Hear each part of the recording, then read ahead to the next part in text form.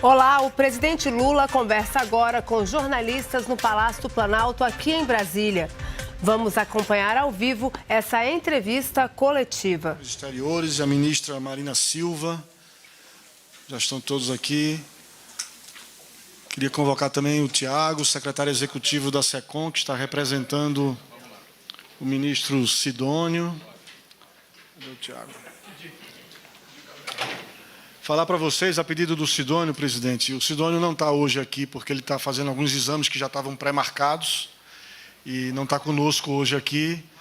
E nós vamos segurar a entrevista e esse papo com vocês, com jornalistas, nesse café da manhã que ficou quase almoço já, né? Presidente, só para dizer ao senhor, nós temos aqui hoje mais de 80 jornalistas, entre jornalistas, cinegrafistas e fotógrafos. Eu acho que é o maior café da manhã que o senhor realizou aí nesse período. São rádio, TV, portais, 61 repórteres, jornalistas e colunistas de 43 veículos diferentes, veículos de comunicação que frequentam cotidianamente e com os quais eu, por exemplo, convivo diariamente, a todo momento aqui, nós da SECOM, no nosso comitê de imprensa.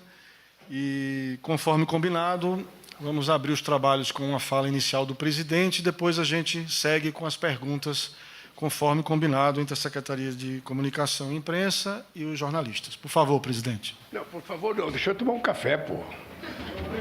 O café, eu acabei de pedir um café.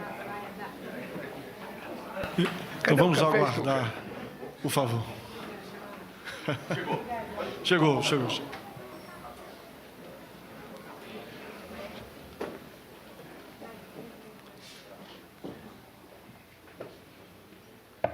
Uma palavra ao presidente, então.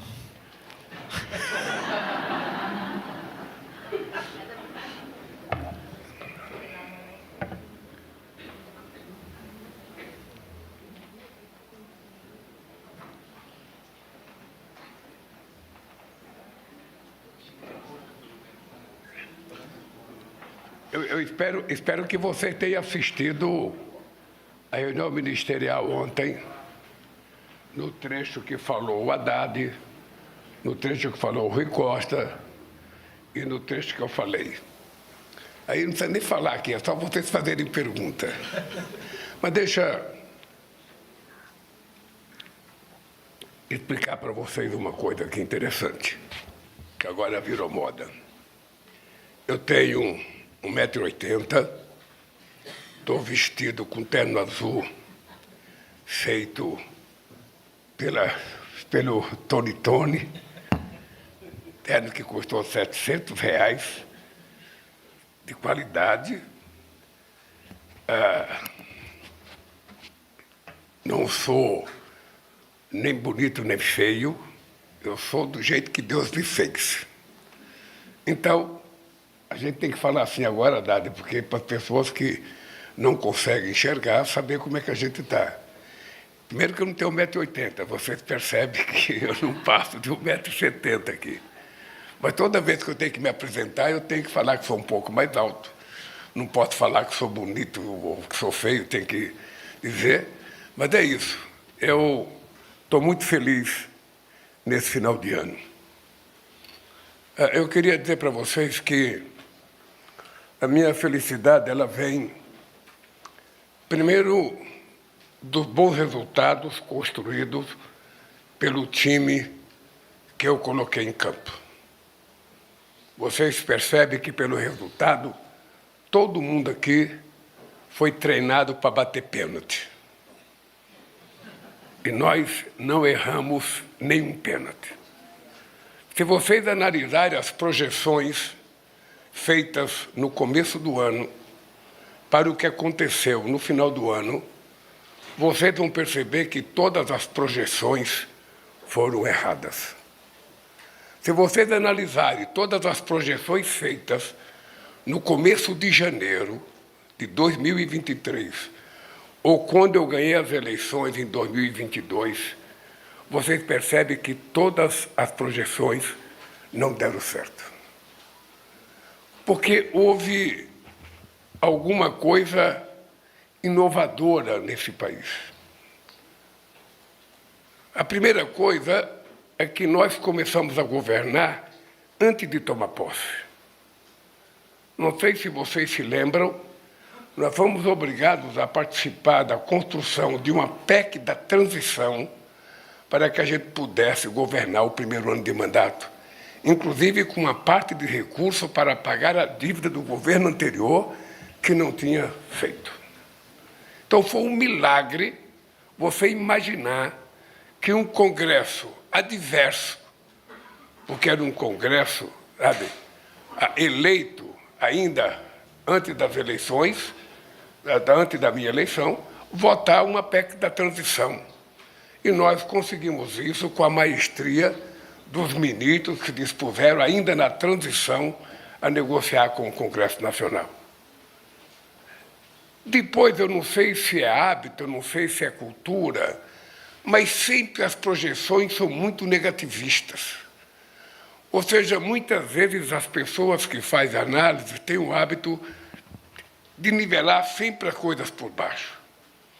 E como eu sou muito otimista, eu quero dizer para vocês que eu tenho muita sorte, porque a última vez que esse país cresceu acima de 3% foi quando eu deixei a presidência em 2010. De lá para cá, só voltou a crescer acima de 3% quando eu voltei a ser presidente da República. Isso porque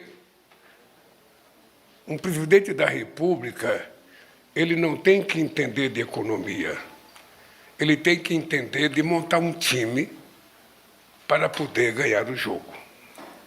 E nós montamos um time com a disposição de recuperar esse país. Vocês estão lembrados do nosso lema, reconstrução e união. Porque esse país foi semi-destruído em todas as áreas. Em todas as áreas. Nós distribuímos ontem para vocês, se vocês não receberam ontem, o Laércio tem a obrigação de distribuir, tudo que a gente encontrou e tudo que foi feito. Como é que as coisas aconteceram nesse país nesse tempo? Sem ficar o tempo inteiro falando mal do governo anterior ou xingando as mazelas do ex-ministro da Fazenda, sabe? Nada disso. Nós não ganhamos as eleições para ficar falando mal do governo anterior. Nós ganhamos as eleições para governar o Brasil. E para governar o Brasil, a gente tinha que ter na mente de que a arte de governar é cuidar desse país e cuidar do povo brasileiro. E foi isso que aconteceu. Eu, no governo passado, muitas vezes em debate no exterior com os empresários, quando o meu ministro da Fazenda, o Guido Mantega, ou quando o presidente do Banco Central, o Meirelles, começava a discutir e falar da macroeconomia, você era ministro da Educação, eu sempre chamava a atenção deles para o sucesso da microeconomia. Porque tem uma tese que os economistas falam pouco, mas que eu falo muito. É que muito dinheiro na mão de poucos significa miséria, significa pobreza, significa desnutrição, significa, sabe, significa o esquecimento de uma parte da sociedade. Ao passo que pouco dinheiro na mão de muitos significa exatamente o contrário. Essa é a tese pela qual a gente acha, sabe, que um país pode dar certo. É fazer com que o dinheiro possa circular na mão de todas as pessoas. Sabe, eu dou sempre um exemplo, nem sei se sempre registrado corretamente. Se eu tivesse R$1 milhão aqui no bolso, agora, e eu tirasse aqui, e fizesse que nem o seu Silvio Santos, quem quer dinheiro, e desse só para uma pessoa, o que essa pessoa iria fazer com o seu milhão, Haddad? Essa pessoa ia pegar esse milhão, ia correr num banco, ia ver quando que é a melhor aplicação, e essa pessoa iria aplicar o seu dinheiro e iria ficar vivendo do rendimento desse dinheiro. Ou seja, um só ganharia, um só aumentaria a sua conta bancária, e o restante ficaria sem nada. Agora, se eu pego esse mesmo milhão e divido entre vocês em partes iguais, o que vai acontecer? Se eu desse, ao invés de 1 milhão para 20 mil para cada um de vocês, o que iria acontecer? Todos vocês iriam imediatamente comprar as coisas que vocês mais necessitam para o final de ano. Ia comprar um presentinho, ia comprar um agrado, ia comprar uma roupa, ia comprar um panetone a mais, alguma coisa. O dinheiro ia circular. E o dinheiro circulando, ele vai para o comércio, do comércio ele vai para a indústria, da indústria ele gera um emprego, o emprego gera um salário, o salário gera mais um consumidor. Ou seja, e assim a economia começa a funcionar. Esse, na minha opinião, é o resultado milagroso desse país. É fazer o dinheiro circular na mão das pessoas, para que a roda da economia, a chamada roda gigante, comece a circular e todo mundo possa viver decentemente. Obviamente que também vocês se lembram de 5 coisas que a gente dizia para a economia dar certo. Não é nenhuma novidade, mas eu vou repetir porque eu estou muito feliz. Ou seja, primeiro a gente dizia que era preciso ter estabilidade fiscal. Depois a gente dizia que era preciso ter estabilidade econômica. Depois a gente dizia que era preciso ter estabilidade jurídica. Depois a gente dizia que era preciso ter estabilidade social. E, por fim, a gente dizia que era preciso ter previsibilidade para as coisas acontecerem. É isso que nós estamos fazendo, através do nosso ministro da Fazenda, sem fazer nada escondido e nem nada à meia-noite. É tudo à luz do dia e tudo conversado com o Congresso Nacional. Acho que o Congresso Nacional nunca teve tanta reunião com ministros brasileiros, sobretudo com o ministro da Fazenda, como tem agora, para aprovar as coisas. E, pasmem, para aqueles que acreditavam que as coisas não iam dar certo, porque a extrema-direita tinha eleito muito deputado e nós poucos deputados, pasmem, nós conseguimos aprovar 99% de tudo que o governo mandou de interesse econômico para o Congresso Nacional, a começar pela reforma tributária, que ninguém acreditava que fosse possível ser votado, porque a reforma tributária sempre era votada em época de regime autoritário, não em época de democracia. E nós conseguimos esta proeza, conversando com o Congresso Nacional, conversando com a Câmara, conversando com o Senado, conversando com os partidos, nós terminaremos o ano. O Haddad deve estar muito feliz, porque tudo que ele disse que ia me entregar para provar que esse país trata com seriedade a economia, está entregue. E ontem foi aprovado as últimas coisas.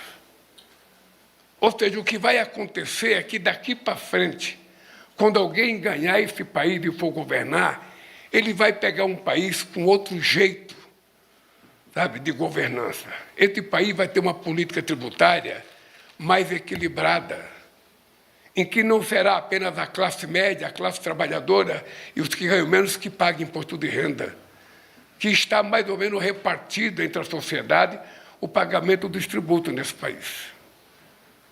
Bom, eu poderia dizer que, quando eu falo, eu digo o seguinte: nós estamos hoje com a menor inflação acumulada em 4 anos da história do Brasil. Nós estamos com a maior massa salarial, sabe, do Brasil. Nós estamos com o menor nível de desemprego da história do país. Nós estamos no menor nível de pobreza da história do país. Nós tiramos o país da 2ª vez, sabe, do mapa da fome. Nós estamos, pela primeira vez, fazendo com que um processo de inovação crie uma nova indústria nesse país, sabe, dirigida pelo nosso ministro da Indústria e Comércio. Nós estamos batendo o recorde de produção agrícola e estamos batendo o recorde também de fluxo no comércio exterior. Somos o 2º país em recebimento de investimento direto. Só perdemos para os Estados Unidos. E o que mais falta fazer? falta a gente começar agora a discutir qual é o salto de qualidade que nós temos que dar para que a gente possa tirar o país de ser um país em desenvolvimento e se transformar num país rico. Depende única e exclusivamente de nós. Por isso que eu estou feliz com os dados apresentados ontem pela minha equipe econômica, na reunião do Ministério apresentada na questão de infraestrutura. Vocês estão lembrados que quando nós lançamos o PAC, que a gente dizia de investimento público e privado de 1,7 trilhão de reais, quanta gente dizia que era impossível a gente fazer. Pois bem, nós lançamos em agosto de 2023. Agosto de 2025 fez 2 anos. Em dezembro são 2 anos e 4 meses. E nós já utilizamos praticamente 79% desse 1,7 trilhão de reais. Já conseguimos transformar em obras contratadas, em obras licitadas, em obras acabadas, em obras em andamento, numa demonstração da fluência e da competência das pessoas que também dirigiram, sabe, a construção, a implementação e a execução do PAC. Então, nós vamos terminar o ano, eu quero dizer para a imprensa, muito mais feliz do que eu imaginava que fôssemos terminar o ano. Não estou muito satisfeito ainda, porque o Flamengo perdeu ontem, eu sou corintiano e sou vascaíno. Eu achei bom que eles empataram ontem, se empatar no Rio de Janeiro vai terminar no pênalti, sabe, não é futebol, é sorte. Então, eu estou feliz porque meus 2 times foram para a final da Copa Brasil. Estou feliz com a nossa política externa. O Brasil virou personalidade mundial. O Brasil hoje é respeitado em todos os fóruns mundiais. Eu já tive a oportunidade de participar, sabe, com quase todos os países em reuniões da União Africana, da CELAC, da União Europeia. Já tive a oportunidade de visitar os países mais importantes do mundo, de participar da ASEAN, que é o encontro dos 10 países asiáticos, e isso fazendo com que o Brasil possa ser levado em conta em todas as discussões. E, para terminar, todo mundo achou que o mundo ia acabar quando os Estados Unidos fez a taxação em cima de nós. Quantas pessoas ficaram desesperadas achando que o mundo ia acabar, que era o fim do mundo. E eu lembro da crise de 2008, eu lembro que eu estava no Panamá, numa reunião entre empresários brasileiros e empresários do Panamá, quando saiu aquele negócio da crise habitacional nos Estados Unidos. Eu lembro que também era o fim do mundo. E eu disse, aqui no Brasil, essa crise será uma marolinha. O Brasil vai ser o último país a receber a crise e vai ser o primeiro a sair da crise. A crise veio em 2008, e em 2010 a gente voltava a crescer a 7,5% ao ano. Então eu quero terminar dizendo para vocês que em todas as áreas que nós atuamos, em todas as áreas, a gente conseguiu, se não o sucesso pleno que a gente queria, a gente conseguiu a proeza de fazer com que o Brasil tivesse uma participação exitosa. Vide a COP30 em Belém. Quantos de vocês, antes de escrever as matérias de vocês, pensavam, esse Lula não entende coisa nenhuma, seria melhor se ele fizesse a COP no Rio de Janeiro, lá já tem os hotéis, lá está tudo pronto. Ou fazer em São Paulo, lá já tem os hotéis, está tudo pronto. Mas inventar de fazer a COP em Belém. E nós resolvemos fazer a COP em Belém. Graças a Deus, nós fomos teimosos de fazer em Belém, porque nunca a gente conseguiu colocar a Amazônia no cenário mundial, como nós conseguimos colocar em 2 meses no mundo inteiro. E depois mostrar ao mundo, o povo do norte do país, mostrar ao mundo a exuberância dos nossos rios, mostrar ao mundo a exuberância das nossas florestas e mostrar ao mundo a nossa capacidade de articulação. Nós conseguimos aprovar o Fundo de Florestas Tropicais para sempre, que parecia impossível, era uma coisa de sonho. E nós conseguimos aprovar com a Noruega abrindo o leilão, dando 3 bilhões de euros. E agora vai depender da nossa competência de captar mais, porque o Banco Mundial vai ser o gestor desse fundo. Então, foi um sucesso extraordinário. E depois da questão da gente ter a ousadia de colocar a discussão do fim do combustível fóssil. Obviamente que aqui nem Marina, nem eu, nem Haddad, nem Mauro, nem Rui Costa somos loucos de achar que a gente pode prescindir do combustível fóssil hoje ou amanhã. Mas o que a gente se dispôs foi a gente construir um mapa do caminho para provar que a gente pode chegar lá, sem transtorno para ninguém. Eu não quero que a Arábia Saudita feche os seus postos de petróleo e acabou e vai ficar vivendo do quê? Mas eu quero que a Arábia Saudita utilize o potencial de petróleo que ela tem para que, com o dinheiro que ela ganha do petróleo, ela possa construir a transição energética, ajudando a produzir outro tipo de combustível nos países que precisam de recursos.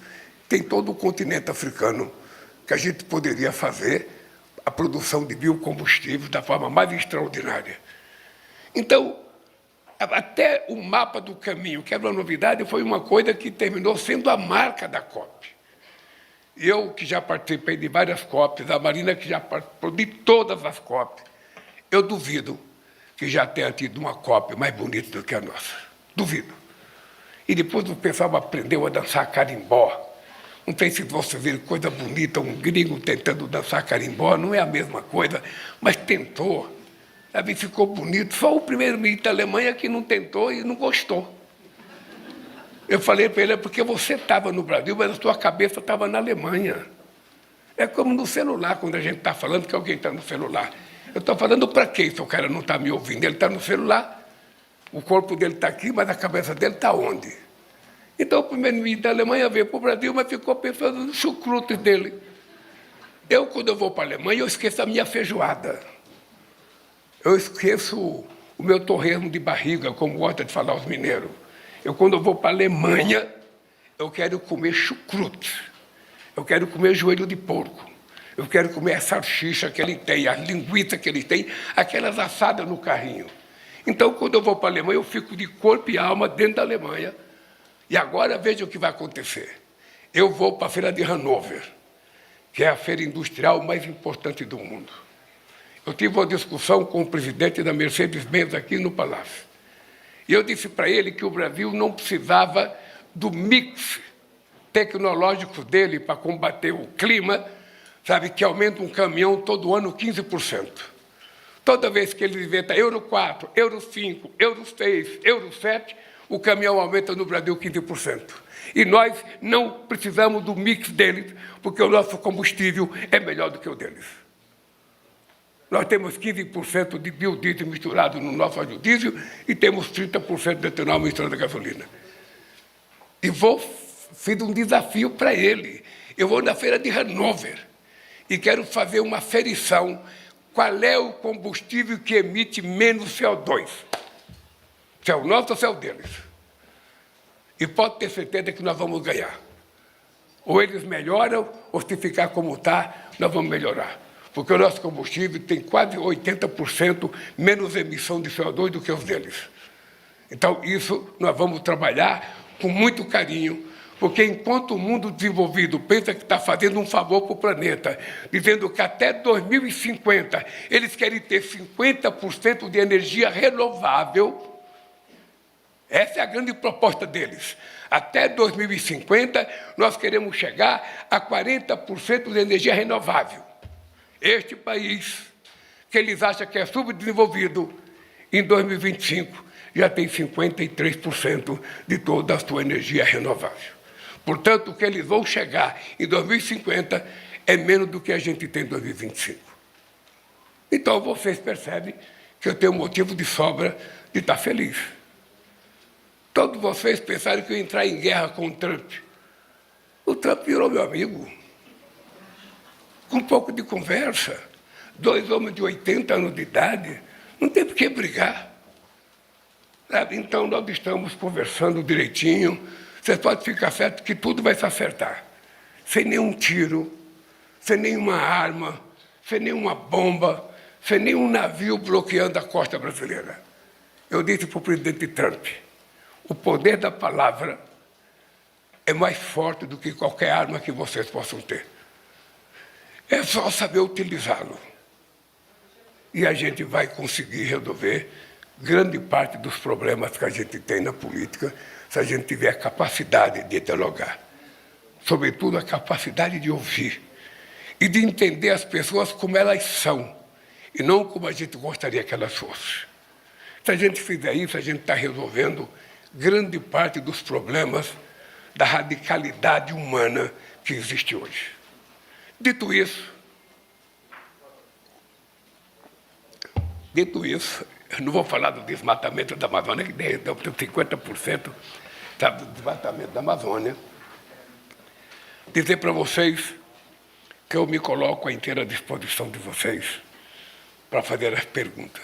Eu fico olhando a cara de vocês, eu estou percebendo o seguinte, o que eu falei não interessou coisa nenhuma. Vocês estão pensando, o que vocês estão pensando mesmo é na perguntinha que vocês construíram para me pegar. Tá? Então, vamos lá, gente. Pergunta o que vocês quiserem, do jeito que vocês quiserem. Se eu souber, eu respondo. Se eu não souber, eu peço ajuda aos universitários aqui e eles me ajudam. Vamos lá, pessoal, conforme combinamos. Primeira pergunta de Sinara Menezes, da Fórum. Bom dia, presidente. Bom dia, ministros e ministra. Bom dia a todos e todas. Presidente, ontem no Congresso foi aprovado o PL da dosimetria. Então, o povo quer saber, né, se o senhor vai vetar ou sancionar. E eu também queria perguntar para o senhor se o senhor sabe ou pode dizer para a gente se houve algum acordo do governo para que esse PL tivesse a sua votação acelerada. Olha, se houve acordo com o governo, eu não fui informado. Então, se o presidente não foi informado, não houve acordo. Eu tenho dito já há algum tempo, eu não tenho dito agora, eu tenho dito que as pessoas que cometeram um crime contra a democracia brasileira terão que pagar pelos atos cometidos contra esse país. E, portanto, nem terminou o julgamento ainda. Nem terminou, ainda tem gente sendo condenada. E o pessoal já resolve diminuir as penas. Eu quero dizer para vocês que, com todo o respeito que eu tenho ao Congresso Nacional, a hora que chegar na minha mesa, eu vetarei. Tá? Isso não é segredo para ninguém. Ao chegar na minha mesa, eu vetarei. Porque primeiro vamos terminar esse processo. Nós ainda não descobrimos os financiadores, porque aquilo teve financiamento.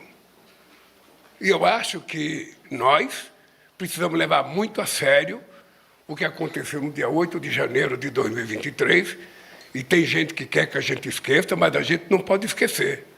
Porque se a democracia esquecer da importância que ela tem para uma nação, a gente termina perdendo o jogo.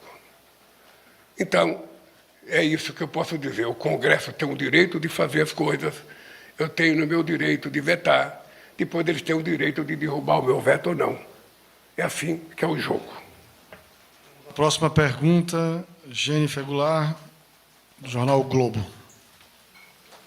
Bom dia, presidente. A Polícia Federal deflagrou hoje uma nova fase da investigação sobre a fraude do INSS, envolvendo o vice-líder do governo e prendeu o número 2 do Ministério da Previdência. Os descontos indevidos, embora tenham iniciado no governo Bolsonaro, dispararam muito no seu governo.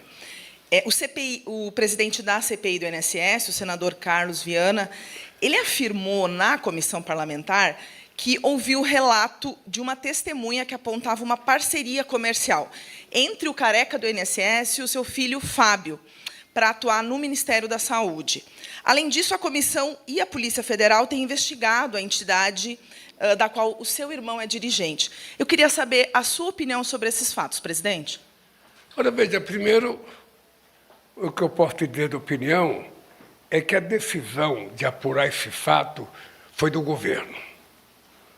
Aí, por que demorou? Demorou porque, como a gente não quer fazer pirotecnia, a gente queria investigar com seriedade, a nossa querida Ministério, a Controladoria Geral da União, levou praticamente 2 anos fazendo investigação. Porque seria muito fácil você fazer uma denúncia e não apurar. E a operação demorou. E foi nós do governo que tomamos a decisão de comunicar à sociedade brasileira os desfeitos. E é importante lembrar que eu queria que nós convocássemos a CPI. Seria a primeira vez que o governo poderia convocar uma CPI. Aí o pessoal entendeu que não era correto o governo fazer uma CPI e deixou a oposição fazer a CPI. Mas eu achava que, como nós tínhamos descoberto a denúncia, a bandidagem, a corrupção, a roubalheira, a gente tinha que fazer a CPI. Pois bem, essa CPI está sendo investigada, sabe? No caso do INSS, nós já devolvemos para 4 milhões de pessoas 2 bilhões e 750 milhões de reais, e todas as pessoas que estiverem envolvidas diretamente ou não, elas vão ser investigadas pela Polícia Federal. Muitas das coisas estão em segredo de Estado. Eu, sinceramente, já li a respeito alguma notícia, e eu tenho dito para os meus ministros, tenho dito para as pessoas que participam da CPI, é importante que haja seriedade para que a gente possa investigar todas as pessoas que estão envolvidas, todas as pessoas. Ninguém ficará livre. Se tiver filho meu metido nisso, ele será investigado. Se tiver meu pai, que já morreu, não. Sabe? Se tiver o Haddad vai ser investigado. O Ricota, com essa seriedade, vai ser investigado. Porque é o seguinte, cara, é o seguinte, sabe? Não é possível você admitir, num país em que milhões de aposentados ganham um salário mínimo, você ter alguém tentando se apropriar, expropriar o dinheiro do aposentado, com promessas falsas. Então, veja, eu não sou da CPI, eu não sou delegado da Polícia Federal e não sou ministro da Suprema Corte. O que eu posso dizer para você é que, naquilo que depender da Presidência da República, tudo será feito para que a gente dê uma lição a esse país. Esse país tem condições de ser um país honesto, um país que não viva de assalto todo santo dia às pessoas mais pobres desse país, que não haja, sabe, tudo aparece sempre alguém para fazer uma maldade, para alguém tirar alguma coisa, para alguém enganar alguma coisa, ou seja, é preciso parar com isso. É por isso que nós fizemos a maior operação já feita na história desse país contra o crime organizado, contra as facções criminosas. E vamos continuar fazendo. E vamos continuar fazendo, porque não tem.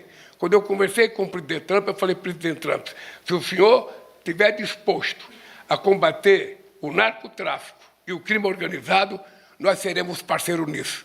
E pedi para ele, você pode começar nos entregando alguns brasileiros que a gente sabe que pertencem, sabe, ao narcotráfico, a pessoas que contrabandeiam o petróleo e que moram em Miami. Pode começar me entregando eles. Então, eu estou muito leve com relação a essas apurações, e eu não sei quem foi hoje, eu não sei quem a Polícia Federal visitou, não sei porque eu tive já algumas reuniões importantes hoje. O que eu sei é o seguinte, quem estiver envolvido vai pagar o preço de estar envolvido com isso. Só isso. Vamos seguir com a terceira pergunta. Ramon Sacbol, da agência AFP. Bom dia, presidente. Obrigado pelo convite. Eu tinha duas perguntas, por favor. Primeiro... 2 e 1? Mais ou menos, sim. Primeiro, sobre o acordo Mercosul. O senhor falou que o Brasil não fará mais acordos e vai ficar duros daqui para frente se não houver um acordo esses dias. O que o senhor quer dizer com isso? Porque a França e a Itália estão pedindo agora um adiamento, não, da assinatura.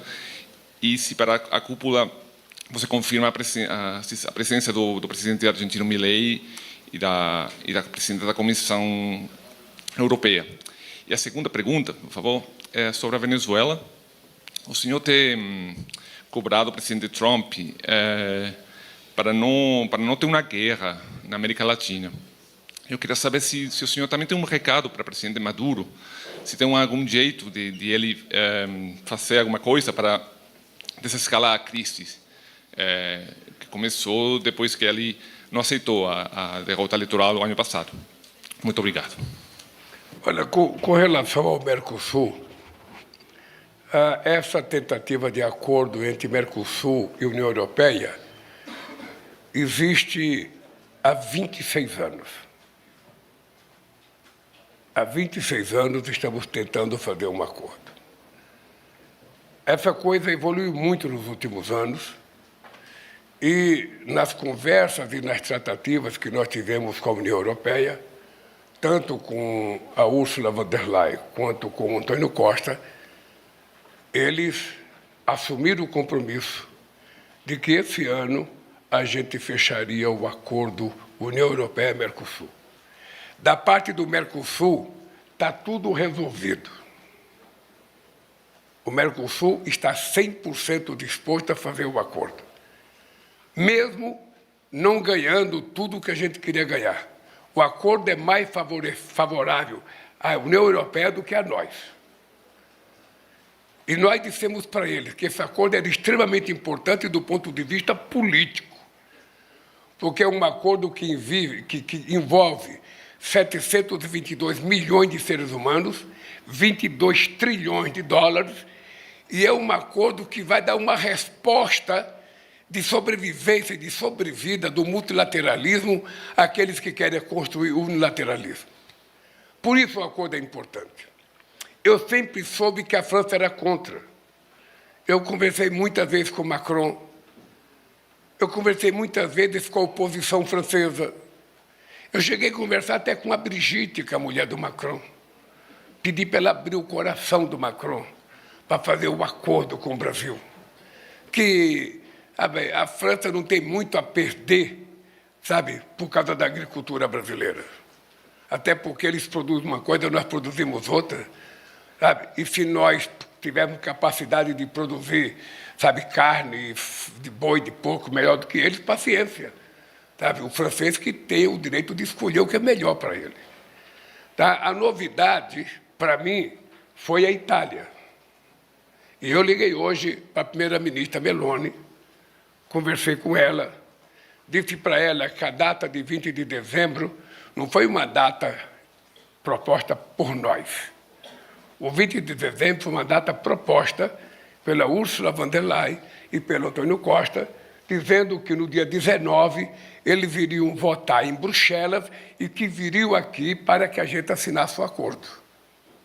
A minha surpresa foi ontem eu saber, ontem não, acho que uns 2 dias atrás, de que a Itália estava também junto com a França não querendo assinar o acordo, porque tem uma certa confusão política entre os agricultores italianos. E na conversa com a primeira-ministra Meloni, ela ponderou para mim que ela não é contra o acordo. Ela apenas está vivendo um certo embaraço político por conta dos agricultores italianos, mas que ela tem certeza que ela é capaz de convencê-los a aceitar o acordo. E ela, então, pediu para mim que, se a gente tiver paciência de uma semana, de 10 dias, de máximo mês, a Itália estará junto com o acordo. Tá? Eu disse para ela que vou colocar o que ela me falou da reunião do Mercosul e vou propor aos companheiros decidirem o que querem fazer. Tá? Eles aprovaram salvaguarda, nós concordamos com a salvaguarda deles. Sabe? Os europeus não perdem nada com esse acordo. Eu, se quisesse juntar os contra aqui no Brasil e ver que não assinar, tem muita gente do setor empresarial que é contra o acordo. Mas nós fizemos questão de convencê-lo de que era importante a gente fazer esse acordo. Então, o que eu acho é que quando nós, dirigentes, queremos fazer, a gente tem que fazer. E eu quero fazer o acordo do Mercosul com a União Europeia porque eu acho importante, até do ponto de vista político, até do ponto de vista da defesa, sabe, do multilateralismo. até do ponto de vista de valorizar a reconstrução da OMC. Por isso eu quero fazer. Bem, se não vai ser possível assinar agora, porque não vai estar pronto, eu também não posso fazer nada. Vamos aguardar amanhã. A esperança é a última que morre.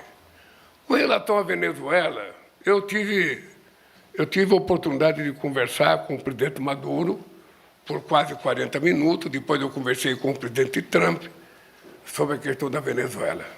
Disse para o Trump da preocupação do Brasil com a Venezuela, porque isso aqui é uma zona de paz, isso aqui não é uma zona de guerra.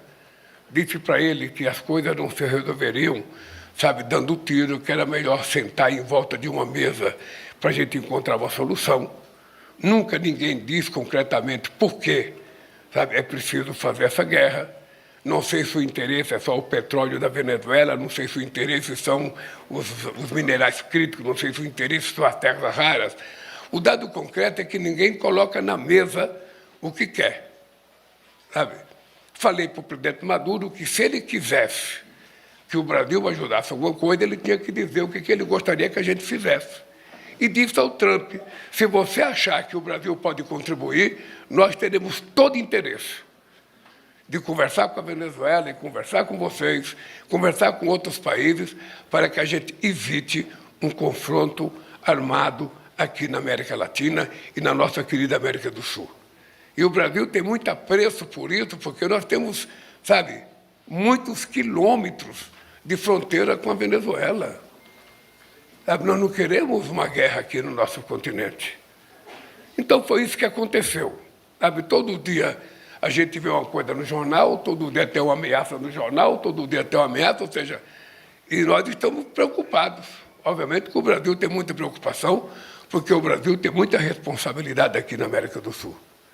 Né?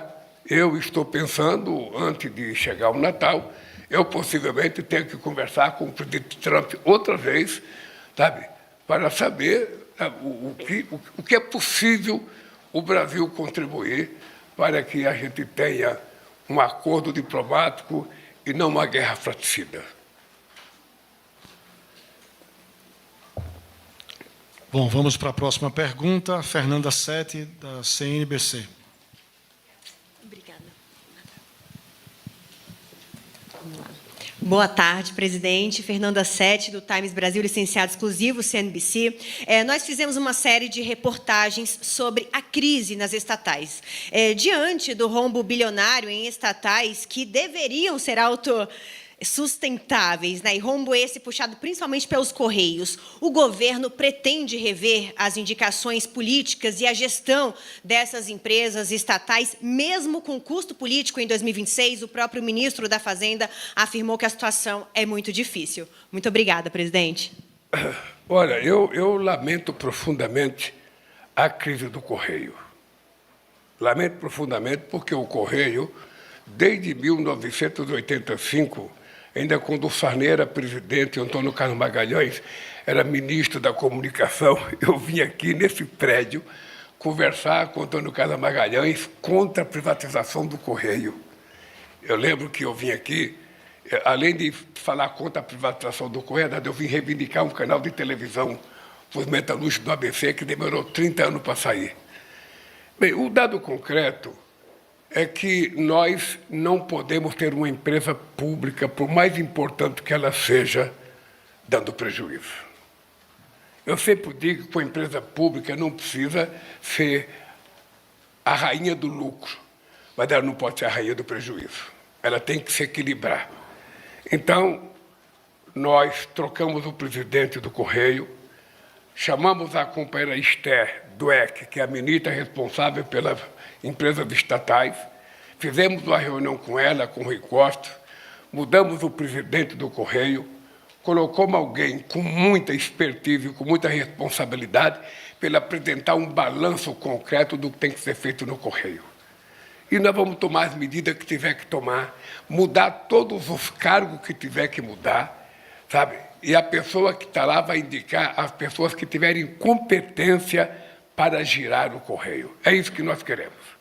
Tá? Nós temos muitos interesses outros, sabe, de outras empresas no Correio. O Correio é uma empresa muito necessária ao Brasil.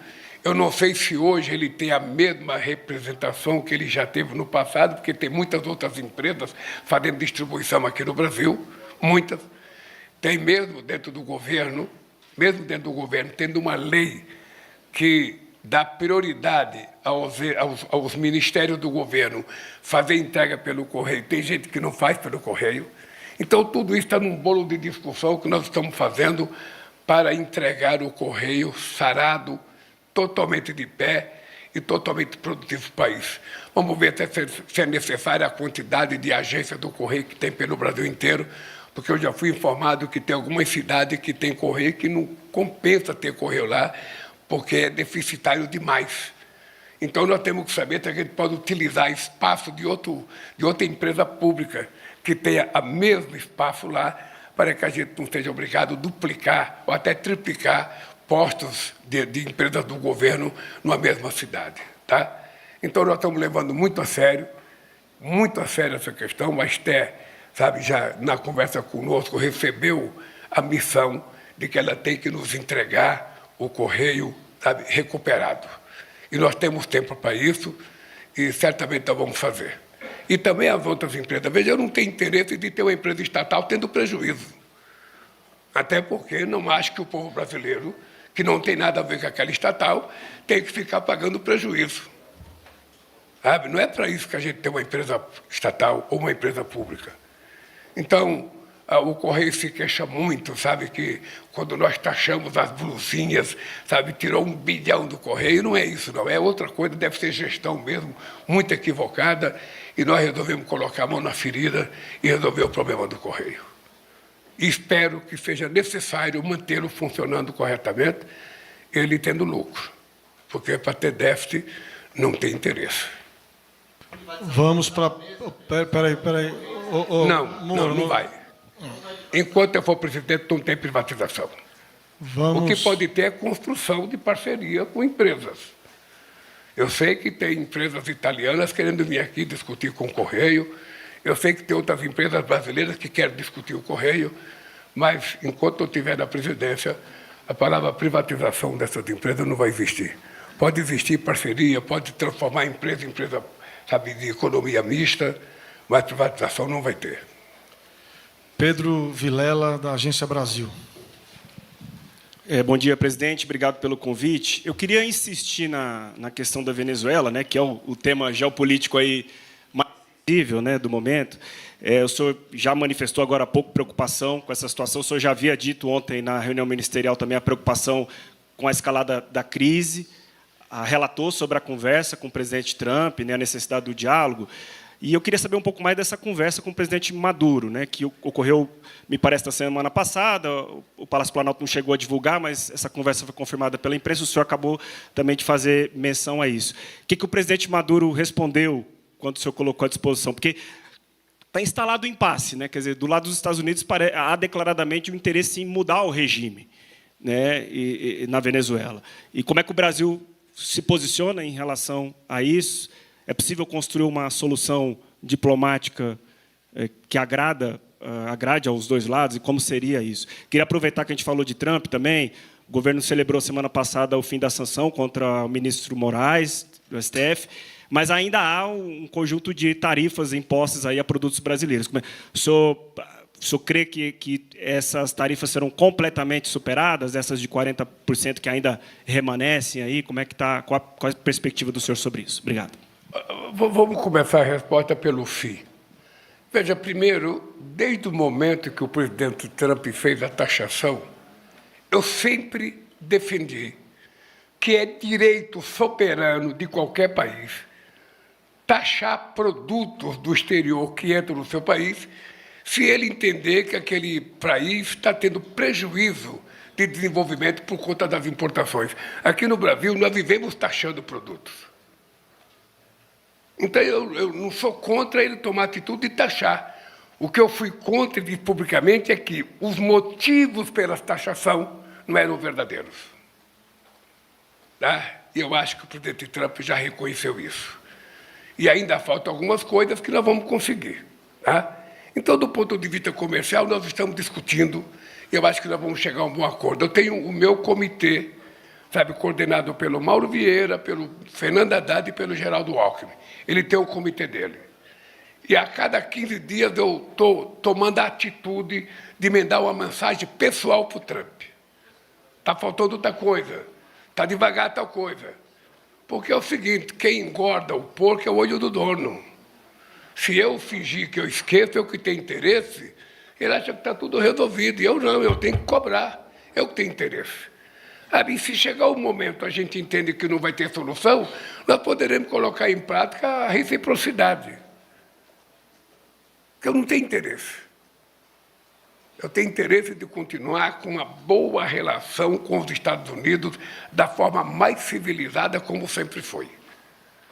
Tá? Bom, com relação à Venezuela, eu tive uma conversa com Maduro para saber o que o governo Maduro estava pensando. Ele me contou a conversa que ele teve com o Trump, ele me colocou quais foram as coisas colocadas pelo Trump, que eu peço permissão para não dizer, porque quem tem que dizer é ele, não sou eu.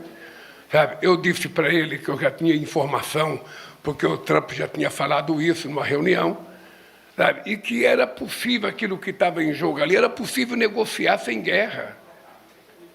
Era possível negociar sem guerra. Tá? Então, eu fico sempre preocupado o que está por detrás. Tá? Porque não pode ser apenas a questão de derrubar o Maduro. Quais são os interesses outros que a gente ainda não sabe? Eu tentei fazer a paz do Chávez com Bush durante 8 anos. Eu criei um grupo de amigos da Venezuela para poder garantir que houvesse um referendo lá, porque já naquele tempo o governo americano queria fazer intervenção na Venezuela. E eu até brincava com Bush, brincava com o Chávez, ou seja, eu falava para o Chávez, essa briga de vocês não é verdadeira, porque se o Bush quisesse brigar com você de verdade, ele estancava a importação do petróleo de vocês. Tem, afinal de contas, 14 refinarias nos Estados Unidos. E se o Chávez também estivesse falando a verdade, ele trancava a exportação. Mas nenhum dos dois faz nada, ou seja, então é uma briga para enganar quem? E a mesma coisa eu falo para o presidente Trump e falo para o Maduro, ou seja, meu Deus do céu, é importante resolver essas pendengas todas numa mesa de negociação. É só ter vontade. É porque tem gente que, para fazer política, tem que ter um inimigo. Aqui no Brasil já teve muita gente assim. E eu não sou de fazer política procurando inimigo. Eu sou de fazer política procurando soluções para os problemas. Daí porque eu acredito muito na palavra, no poder de persuasão, no poder de convencimento. E eu acho que se os problemas que estão em litígio é os que aparecem na imprensa, não há por que utilizar arma. Não há por quê. É importante utilizar a diplomacia, que dá muito mais resultado. E estou à disposição, tanto da Venezuela quanto dos Estados Unidos, para contribuir numa solução pacífica no nosso continente. É isso. Vamos à próxima pergunta. Edis Henrique, R7. Bom dia, presidente. Bom dia, ministros e colegas. Ontem o senhor brincou para que os ministros pedissem votos a favor do Jorge Messias ao ligar para senadores amigos. Eu queria saber como é que está essa relação, né? Por que o Palácio do Planalto não enviou a mensagem quando Alcolumbre marcou a primeira sabatina, se a gente tem algum prazo para ser enviada essa mensagem e se tem alguma expectativa de conversa direta com Alcolumbre, já que ainda há um mal-estar entre o Palácio do Planalto e o Senado. Olha, a primeira parte da pergunta, eu apenas cumpri uma coisa que é dever e direito do presidente da República de escolher um nome que eu entendo que é ideal para ser ministro da Suprema Corte e indiquei o companheiro Messias, que é uma pessoa altamente capacitada como advogado, é uma pessoa altamente capacitada na relação com a Suprema Corte e ele seria um motivo de orgulho muito grande para esse país. Ora, houve um problema porque o Senado queria indicar o companheiro Pacheco, que é um companheiro que tem muito mérito, que é uma pessoa que eu gosto pessoalmente, que é uma pessoa que eu sonhei em fazê-lo ser candidato para ganhar as eleições de Minas Gerais, de ser governador de Minas Gerais. Sabe? Mas aconteceu um imprevisto. Sabe? Não estava previsto, mas aconteceu um imprevisto. O Barroso pediu licença, sabe? Pediu as contas do Tribunal de Contas, se aposentou. Então, o companheiro Pacheco mudou de posição. Acontece, e o Messias queria indicar, o companheiro Alcolumbre, queria indicar, era um direito dele também, mas era um direito dele e propôs para mim. Ora, houve essa confusão. Tá? Eu continuo com o nome do Messias, vou encaminhar a papelada toda do Messias. Eu sei que não será mais votado esse ano, a gente vai ter que esperar a volta do Congresso Nacional. O Poder Judiciário vai entrar de férias, o Congresso vai entrar de férias, só que não vai entrar de férias sou eu. Então, eu vou fazer com que, sabe, quando voltar o recesso, o nome do Messias esteja lá, e eu espero que haja votação. Veja, não tem nada pessoal entre eu e o companheiro Alcolumbre. Eu sou amigo do Alcolumbre, gosto pessoalmente dele, ele tem nos ajudado de forma extraordinária a aprovar grande parte das coisas que a gente quer aprovar. É com ele que muitas vezes o Haddad conversa, é com ele que muitas vezes a Gleisi conversa. Então não existe nada, não tem nenhuma crise entre eu e o Alcolumbre, entre eu e o Hugo Mota.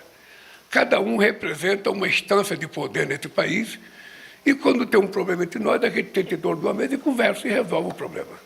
Tá?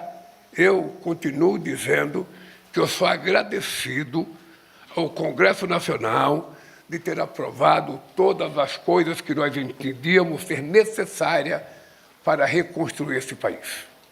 Então, eu termino o ano de 2025 agradecendo ao Congresso Nacional, ao comportamento do companheiro Alcolumbre, ao comportamento do Arthur Lira quando era presidente e ao comportamento do Hugo de aprovar as coisas que nos interessam. Ora, se na política houve erros, cada um de nós paga pelo preço.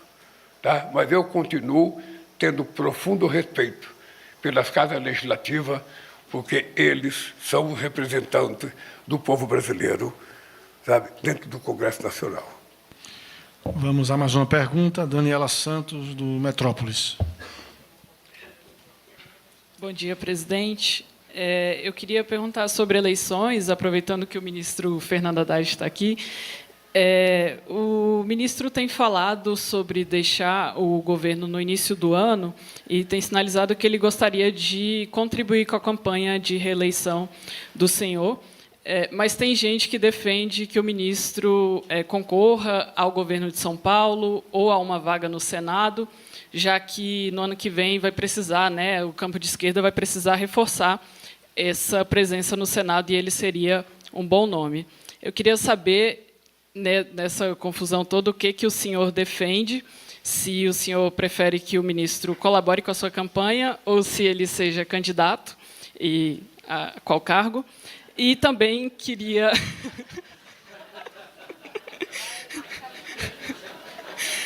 sobre a sua chapa, se o senhor pretende... Eu estou olhando para a cara dele, que eu quero ver o semblante dele quando você terminar a pergunta. Se o senhor pretende manter a chapa com o vice-presidente Geraldo Alckmin. Obrigada. Olha, se eu pudesse, nesse dia 18 de dezembro de 2025, falar tudo que você perguntou, não precisaria nem ter eleição. É que tem coisa que tem que ser construída. Todos vocês sabem da minha relação com o Haddad, todos vocês sabem do apreço que eu tenho pelo Haddad, e vocês sabem que o Haddad tem maioridade e tem biografia para decidir o que ele quer fazer. Se você perguntar para mim se eu gostaria que ele fosse, eu gostaria que ele fosse. O que eu não sei, eu preciso perguntar para ele. Mas eu acho que é impossível você imaginar uma pessoa da envergadura do Haddad deixar o Ministério da Fazenda e voltar para casa. Acho que nem eu, nem a Ana Estela iríamos gostar. Mas, de qualquer forma, Veja, de qualquer forma, nós estamos terminando o ano. Quando começar o ano, eu vou chamar muitos ministros que vão sair para ser candidatos. Eu vou, então, decidir com eles o que eles querem fazer da vida. Eu sei que tem uma enxurrada de ministros que vão sair. Eu acho que pelo menos 18 acho que vão sair. Sabe? Então, eu acho que deve sair, não vou impedir ninguém de sair, vou apenas torcer para que os que saíram sejam eleitos. E vou conversar com a Haddad e com o Alckmin, sabe? Porque são duas pessoas que eu tenho profundo respeito, admiração. E vou querer saber se eles quiserem ser alguma coisa. O que eles querem ser? Eu acho que nós precisamos de um candidato a governador em São Paulo forte e precisamos de um candidato ao Senado forte. Nós temos chance de fazer governador e fazer senador em São Paulo. Agora, eu não posso impor candidatura de ninguém. Eu só posso pedir para ser. Espera aí, Kátia.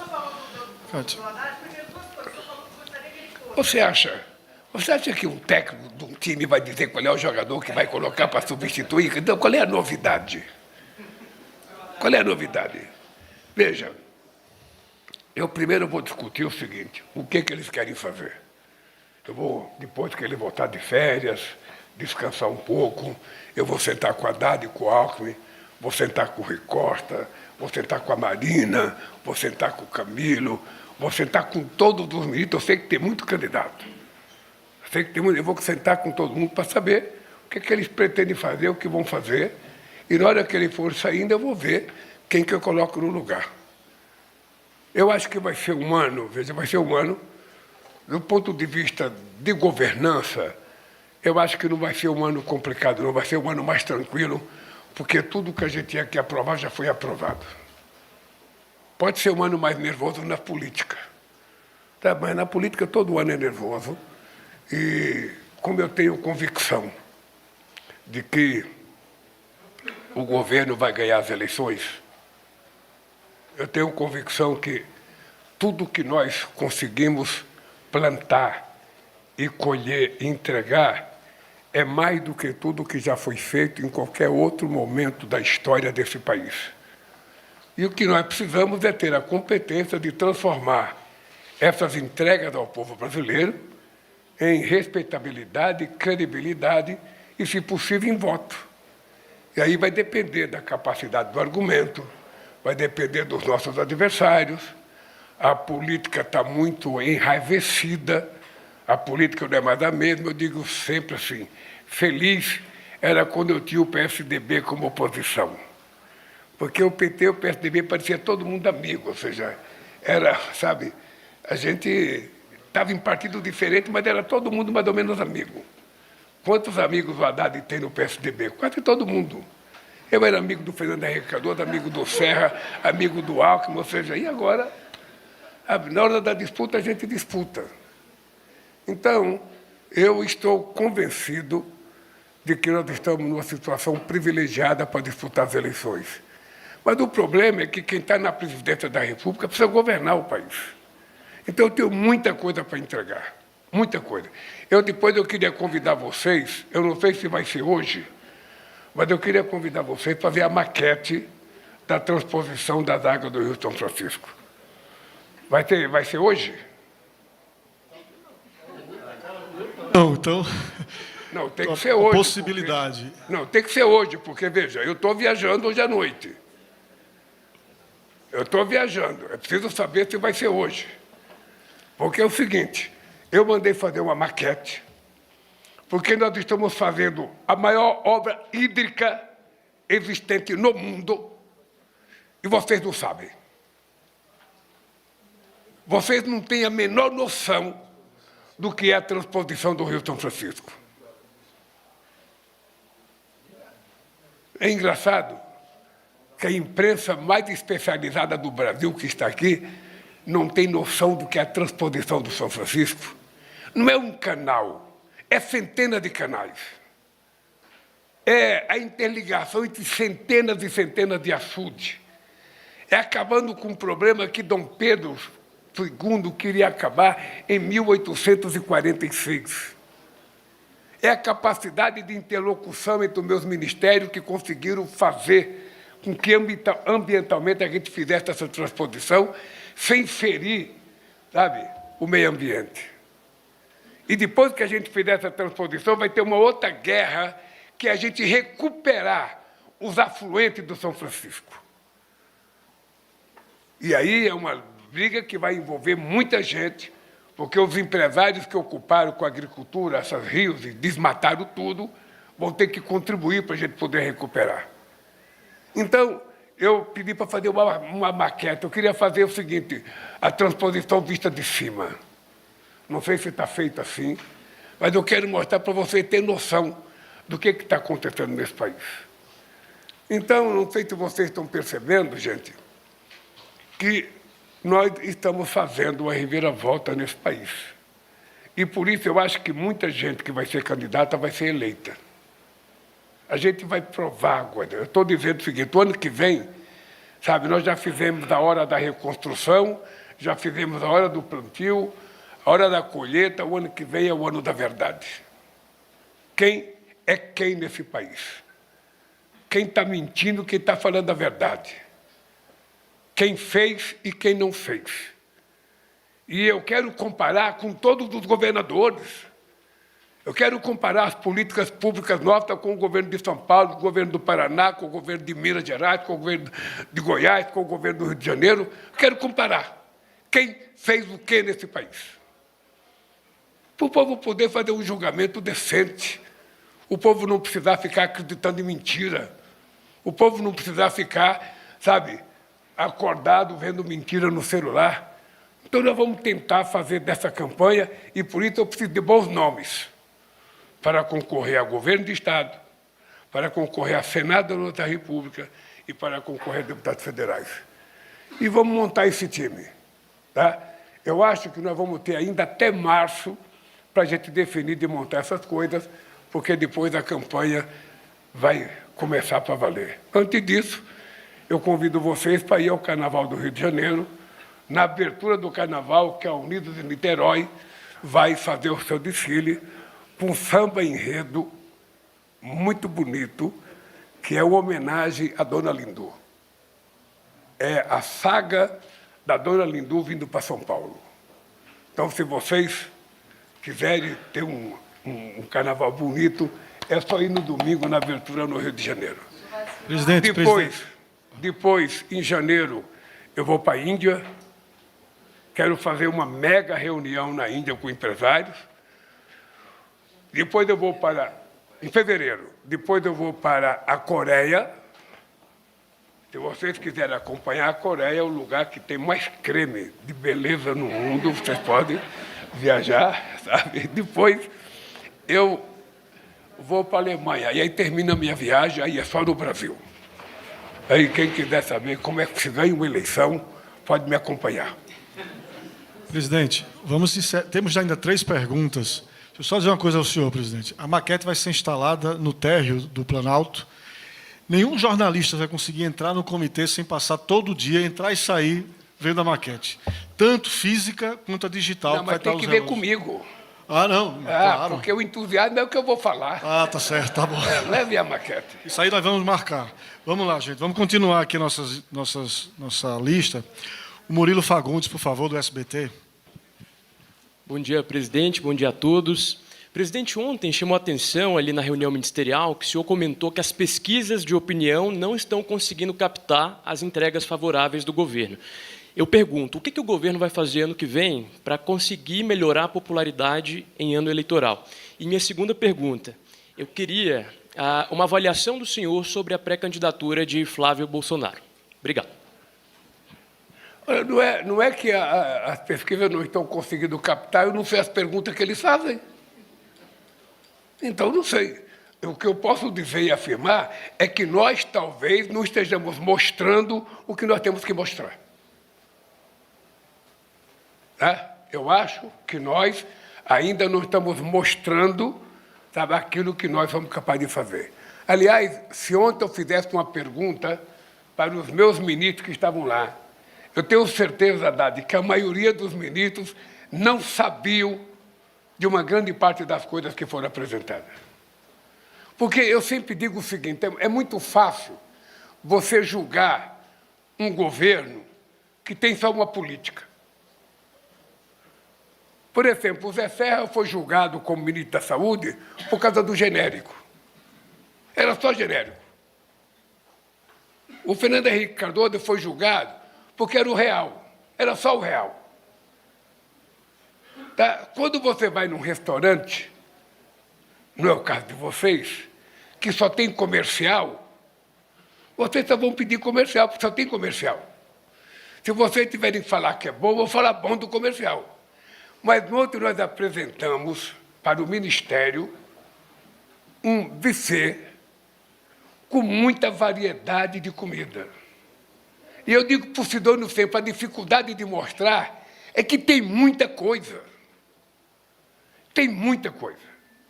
Eu ontem fiz até um desafio, eu poderia fazer para vocês um desafio. Vocês podem pesquisar, desde a proclamação da República Brasileira até o dia de hoje, se tem algum presidente que fez 20% da política de inclusão social que nós fizemos.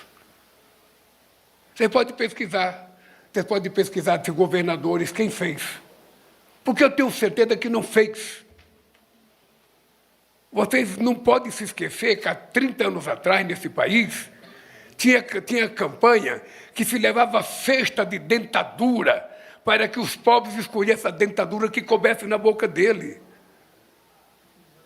Nós agora estamos levando ambulância com ambulatório odontológico, com máquina de 3D, para fazer prótese sem precisar colocar aquele negócio na boca e ficar empurrando. Tira a fotografia e poucas horas depois está a prótese bem feitinha, bonita. São 800 vans que serão andar por esse país para tratar das pessoas que estão sem dente nesse país. O mais especialista é a maior revolução médica já feita nesse país. Você imagina que quando nós chegamos aqui, eles tinham praticamente acabado com os médicos, a gente tinha 12.700 médicos. Hoje nós estamos com 28 mil médicos trabalhando. E vocês sabem da minha obsessão. Eu quero que o povo pobre tenha a segunda consulta. Porque, possivelmente, o pai ou a mãe de vocês, ou de outras pessoas mais humildes, vai no médico, consegue fazer a primeira consulta, aí o médico faz a segunda consulta é o chamado especialista, demora 10 meses ou 1 ano até. Aí, quando a pessoa consegue um especialista, o especialista pede uma ressonância magnética, demora mais 12 meses. Aí a pessoa morre antes de fazer os exames. Nós agora vamos ter o ano que vem 150 caminhões com ressonância magnética, com tomografia, com tudo. Fazer todos os exames que as mulheres precisam fazer. Sabe, a gente vai chegar numa cidade, para aquele caminhão, quem estiver na fila vai fazer. Para numa periferia, quem tiver vai fazer. Para a gente fazer uma revolução nesse país. Não sei se vocês acompanharam ontem o mutirão, nesse final de semana, de 45 hospitais universitários, de todas as Santa Casas, de todos os hospitais filantrópicos. A gente quer, definitivamente, acabar com essa maldita fila que faz as pessoas morrerem sem ter um tratamento médico adequado. Então, essas coisas é que vai ser levado em conta, sabe, na hora que a gente tiver que disputar as eleições. E aí é que eu digo, é preciso comunicação. E eu vou repetir, ontem, na reunião ministerial, muitos ministros não sabiam das coisas que foram apresentadas pelo companheiro Rui Costa e pelo Haddad. Se a gente não falar, quem é que vai saber? Vocês não sabiam que nós temos a menor inflação acumulada em 4 anos. Então, nós vamos dizer. É isso que nós temos que fazer. A outra coisa é dos possíveis adversários. Eu não tenho nenhuma capacidade de julgar adversário. Sabe, o adversário acha que pode ganhar, se lança candidato e vamos para a disputa. Sabe, eu não cabe julgar o filho do Bolsonaro, o neto do Bolsonaro, a mulher do Bolsonaro. Eu não vou julgar. Saiam quantos quiserem. O dado concreto é que nós vamos ganhar as eleições. Só isso. Vamos para as últimas duas perguntas. O Leonardo Fernandes, do Brasil de Fato, e, na sequência, Matheus Santos, da Rede Amazônica. O senhor tem um compromisso, mas vamos... Boa tarde, terminar essas presidente. duas. Estou Leonardo. Leonardo, por favor. Boa tarde, presidente. Obrigado aqui pelo espaço. Presidente, primeiro eu queria perguntar sobre a relação com o Congresso, né? Ontem o ministro Celso Sabino foi demitido, houve uma indicação de alguém ali próximo do Hugo Mota. O senhor acha que... Como é que o senhor espera que seja essa relação com o Congresso no próximo ano? Pretende trocar líderes também, no caso do Congresso? E eu queria fazer uma segunda pergunta sobre eleições. O senhor tem dito que vai ganhar as eleições, que está confiante. No entanto, essa doutrina internacional que os Estados Unidos têm aplicado na América Latina tem propiciado aí alguns indícios de intervenção. Por exemplo, nas eleições da Argentina, que foram 20 bilhões liberados às vésperas das eleições, e agora em Honduras também há algumas denúncias de intervenção. O senhor teme que o governo de extrema-direita dos Estados Unidos tente intervir nas eleições brasileiras? Obrigado. Bom, é importante lembrar que dos 20 bilhões emprestados pelos Estados Unidos à Argentina, pelo FMI, o Brasil votou favorável. E eu fui consultado. E achei que tem que emprestar, porque não poderia passar o Brasil negando o empréstimo a um país irmão como a Argentina. Graças a Deus, a gente não vai precisar de dinheiro do FMI, nem do Banco Mundial, nem dos BRICS. Nós vamos ganhar as eleições pelos trabalhos prestados que foram feitos nesse país. Tá? A segunda coisa é que eu acho que tem um debate público que eu tenho tentado valorizar a democracia nisso. Ou seja, é preciso que a gente faça com que a humanidade entenda que a democracia é o melhor sistema de governo, porque ela permite a alternância de poder.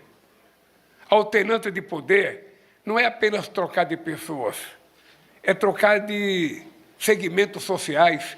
Você pode eleger um dia um advogado, você pode eleger outro dia um empresário, você pode eleger outro dia um trabalhador, você pode eleger outro dia um negro, uma negra, sabe? Essa é a alternância de poder.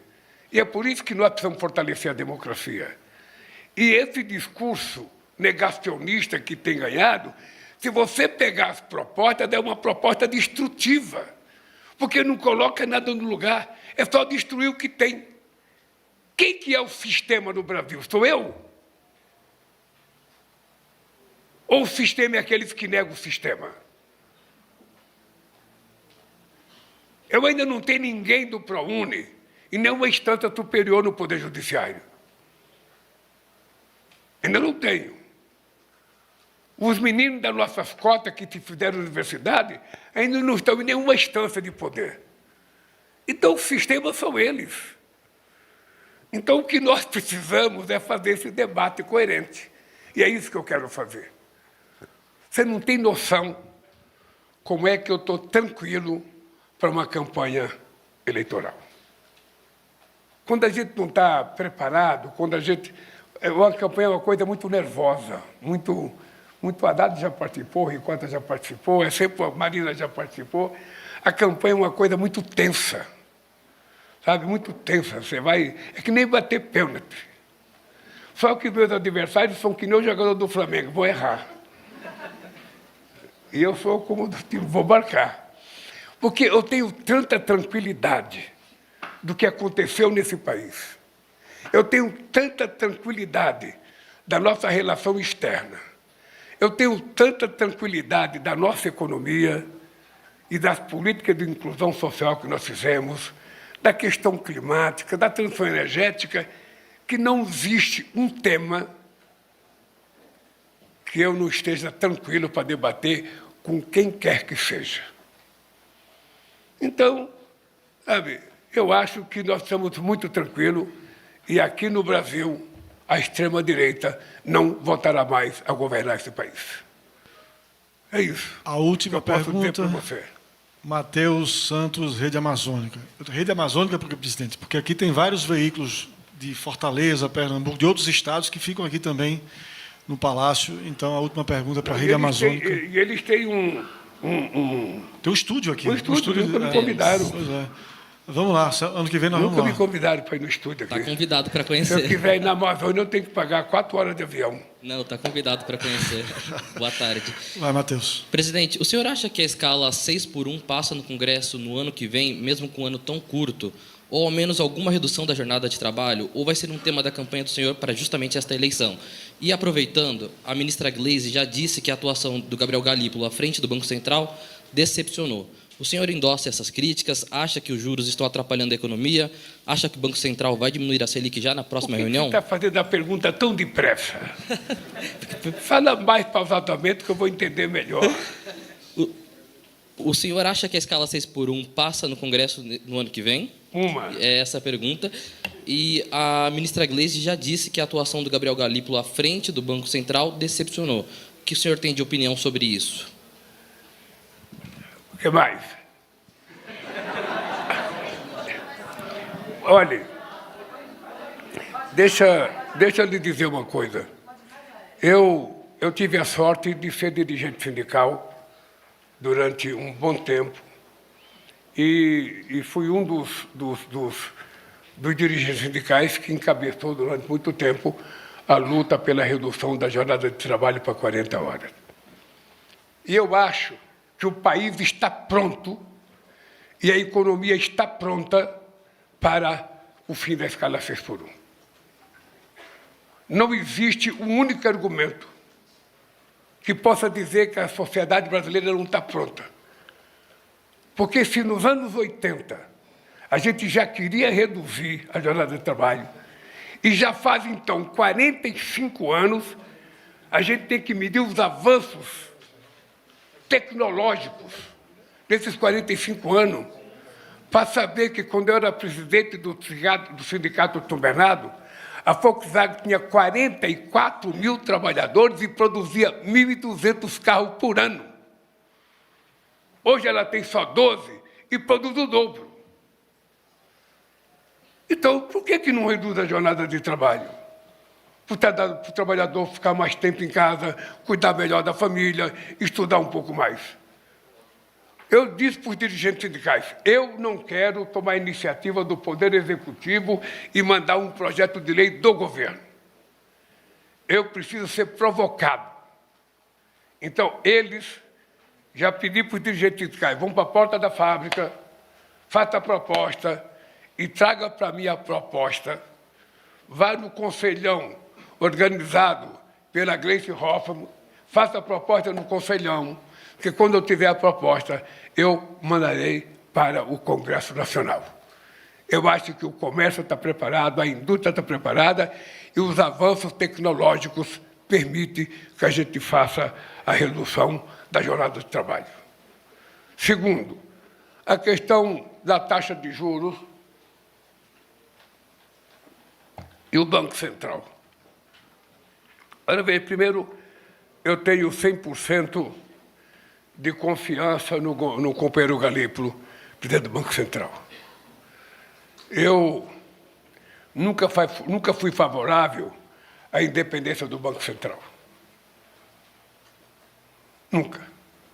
Achei que o presidente da República indica o presidente do Banco Central e tira a hora que quiser. Fernando Henrique Cardoso tirou conta da dada, uns 4 ou 5. Você coloca o presidente do Banco Central, ele não dá certo, você tira. Sabe? O que não dá é o seguinte, do jeito que está, eu indiquei um presidente do Banco Central, ele vai ficar 2 anos num outro governo se a gente perder as eleições. Eu acho que não é correto. O governo que entra tem o direito de indicar o presidente do Banco Central, na expectativa de que ele seja o melhor presidente do Banco Central possível. Eu fiquei 8 anos com o Meirelles e não me arrependo. Meirelles prestou um grande serviço. E tenho certeza que o Galípolo vai prestar um grande serviço. Vai prestar um grande serviço. E eu acho que todo mundo está prevendo, da mesma forma que a gente sente cheiro de chuva, eu estou sentindo um cheiro de que logo, logo, a taxa de juros vão começar a baixar. Agora, o Banco Central tem autonomia. É importante lembrar que jamais eu farei pressão para que o Galípolo tome a atitude que tiver que tomar. É ele que tem que tomar a decisão. Eu espero que ele esteja cheirando o mesmo ar de desejo que eu estou cheirando agora. E se ele fizer isso, vai ser bom para ele, vai ser bom para mim, vai ser bom para o Brasil, vai ser bom para a indústria, vai ser bom para o desemprego, vai ser bom para o salário e vai ser bom para todo mundo. É isso. Por isso, gente, eu quero desejar a vocês um Feliz Natal, um Feliz Ano Novo, que a gente possa começar o ano que vem, sabe, com alto astral, sabe? Não acredite na primeira notícia sobre economia, faça a segunda consulta, quando alguém falar bobagem, converse com a Haddad. Não, porque às vezes eu fico irritado, sabe por quê? Porque às vezes o Zezinho de Piracicaba, não é o Zezinho de Pindamonhangaba, Zezinho de Garanhuns, falou que a economia já publica em manchete e não consulta mais ninguém. Coloca pelo menos um contraparte ali, uma outra opinião. Porque eu acho que tem gente que vive ganhando dinheiro com notícia falsa. Eu acho. Então, eu vou propor, Haddad, ao pessoal da Faria Lima, que antes de ser contratado para trabalhar na Faria Lima, seria importante que as pessoas tivessem uma aula sobre o Brasil, sobre o povo brasileiro e sobre a periferia brasileira. Porque é muito fácil você não conhecer a realidade desse país e ficar dando palpite sobre coisas, sabe, que você sabe que não é verdade. Uma vez eu fui nos Estados Unidos fazer um debate e tinha lá 35 UPs, tudo muito jovem, muito bem vestido, muito dando palpite sobre a economia brasileira, por que o Brasil não faz o que o Chile faz, por que o Brasil não faz o que São Tomé e Príncipe faz, por que o Brasil não faz. Eu falei, cara, você está doido? Você conhece o Brasil? Vocês se formam numa bela universidade aqui e ficam dando palpite sobre a Bolívia. Você conhece a Bolívia? Você sabe como é que eles vivem? Você sabe da necessidade dele? Então para de falar. Para de falar. Então, eu acho que tem que ter o contraponto. Tem que ter o contraponto. A gente precisa responder tudo. Tudo que falar, nós temos que responder. Porque aí deixar o povo interpretar. Aliás, eu queria terminar essa entrevista aqui. Quem é do SBT que falou comigo aí? Que você transmita às filhas do Silvio Santos da minha solidariedade pela cretinice do ataque que o Zezé de Camargo fez a elas. Ele não teria coragem de fazer aquele ataque a homens, mas ele fez às mulheres. Tá? E quero terminar dizendo para vocês, mulheres, a minha luta contra o feminicídio é de verdade. Eu vou dedicar um tempo da minha governança para tentar combater o feminicídio e a violência contra a mulher nesse país. Portanto, Feliz Natal e Feliz Ano Novo para vocês. Um beijo no coração. Pessoal, muito obrigado pela presença. Obrigado, presidente, os ministros, Haddad, Rui, Mauro e a ministra Marina Silva. E sigamos.